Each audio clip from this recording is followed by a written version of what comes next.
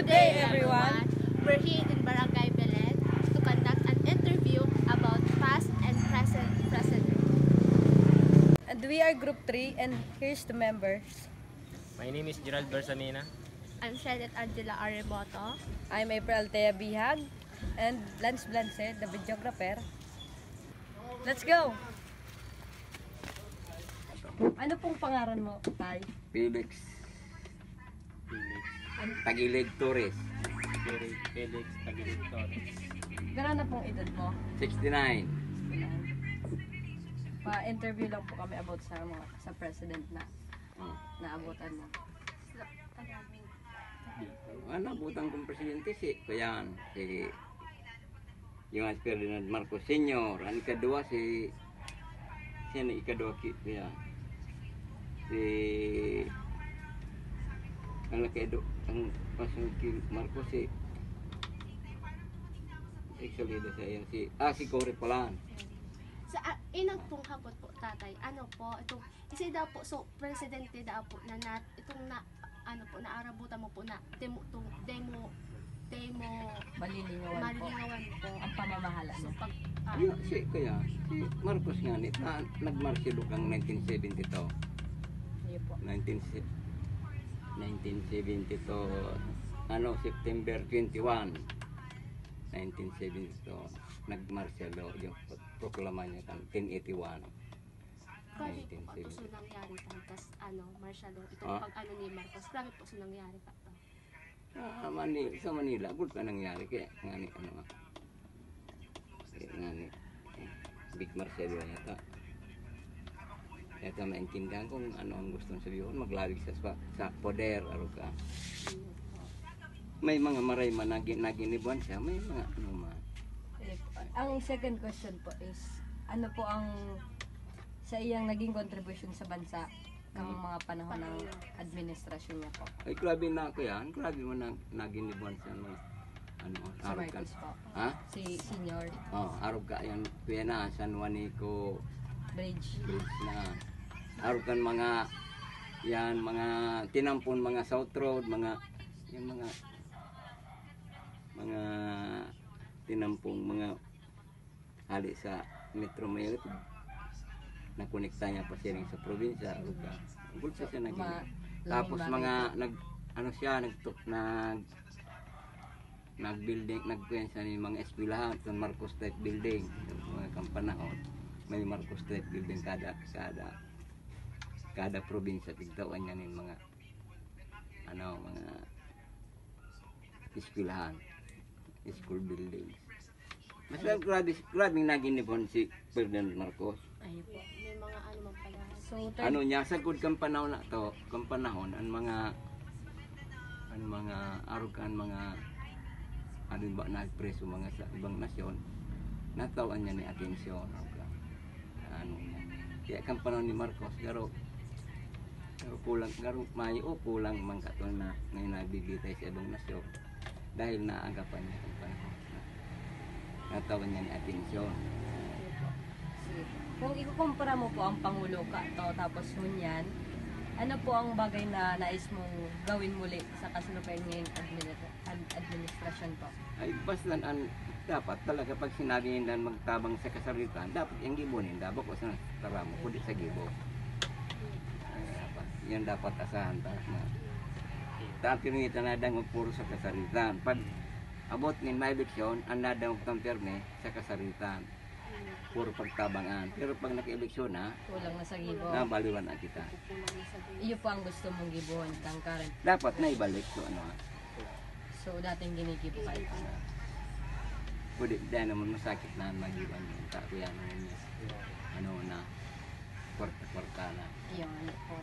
Kang panahon, nagimatang ko, may kong naaraman na yung pigubakal niya kan. Siguro, igwaman ko ni kaya ko pa man aram. Mga pigbarakal na bota. Pigbarakal na botante. Ma-rate ka po tayo mula 1 to 10 po. Pinakamataas po, paano mo po i-rate ang kasalukuyang pangulo natin ngayon. Nangyayari yan sa West DMT Aragawan tang ano Sa Philippines. West Philippines. Big ano niya big depender niya. Bakun araw ki 230 na kuya. Halos itaw na ang Philippines sa China. Halos gamit. Kaya pig ano niya, Paglalaban.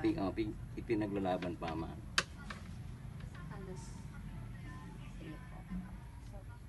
Yun man lang po tayo. lang po. Salamat po.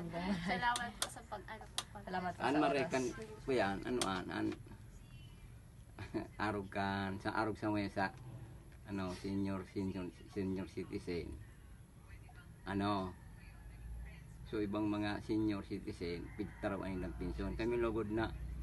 Kami lugod so nagpara trabaho na niliigwa kami ni SSS. Dahil kami pibabali.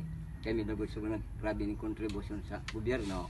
Dahil ka Ngunyan lugod sa mga senior citizen na may manin ano may sindan mga SSS manin garo kung baga niyan kulang na sa ilang kontribusyon sa ano yung lugod ang pigtaw ng pensyon. Tapos natugan nga kami ning kuya nin naaprubaran nga itong 2000 na kuya ini yung dagdag sa muyang pensyon sa SS kan 2019 2000 ito ngunyan an naprubaran ninda 1,000 sa nata sabi an 1,000 ito tao 2020 ang nangyari dahil na itinauta kanya so pundo kaya kipig ano duman sa pagkaigwatan ng pandemic. Kaya sa kunyan, pighalat ni ko tatong dagdag na 1,000 dahil man nangyari. Yan ang Kung bago. nagpamahala ba ito si Duterte po ba? Ay, iba man to. Iba man to. So kuya, so sa pension, so kung mga SS pensioner, kami nagpanukala ka to, na-aprobaran nga na 2,000. Kundi, na-aprobaran kan 2019, neto sumuya, so 1,000. Pag 2020 da, ito taon naman sa 1,000. Ang diferensya, nakaigawang pandemic, ginasto ko na to, ginasto sa pandemic. Sa kod niya, dahil naman pagbalik sa mga. Yan, nagbalik sa diba? Yan ang nangyari. Dapat na ibalik to sa mga. Una mo, ang presyo mo yung mga barakalo, halang kawan ng marami. Tapos dahil pati ni Marcos sabi niya mababang baga, presyo mga baga. Sa kod, so panuga niya, Dahil pa man na 20 pesos. Dahil man Ay, drawing baga. Kuya na baga sa mga. Sa tuyan sa kasaralita. Kalo ba manala ko lugod. Ay, iya po. Kaya, may mangyari sa Pilipinas, lalo na kung nakakaiwan anomalya paabot sa eleksyon.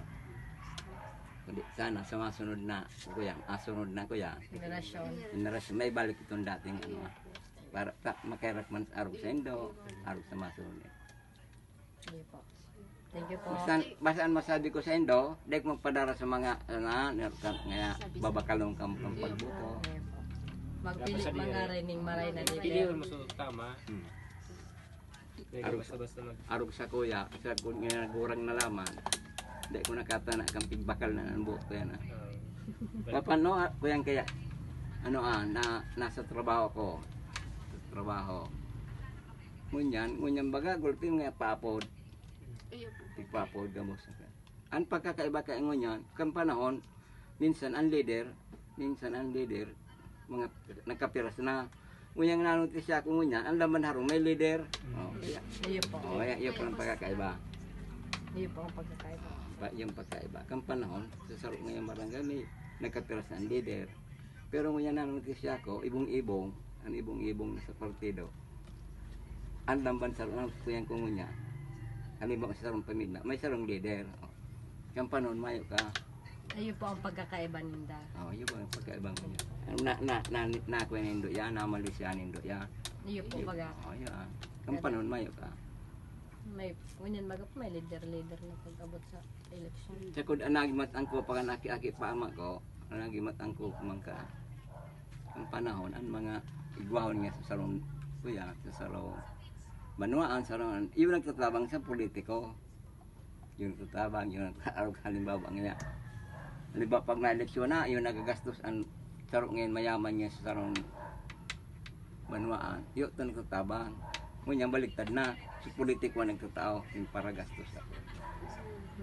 Kang panahon, ang nakakipa ko, ano ang inihon, halimbawa sa ron mayaman, ginagastusan yung tutabang. Ginagastos. Pero siguro, totoo man ng politiko ka. Pero mo yung kadakli, halik na sa Nag-picture pa. Yun na. kaya dapat na ibalik sa dati na anuan. Sa dating pamamahala. Mm. Mali po. Yun Sa na. dati na. What's the experience of the interview?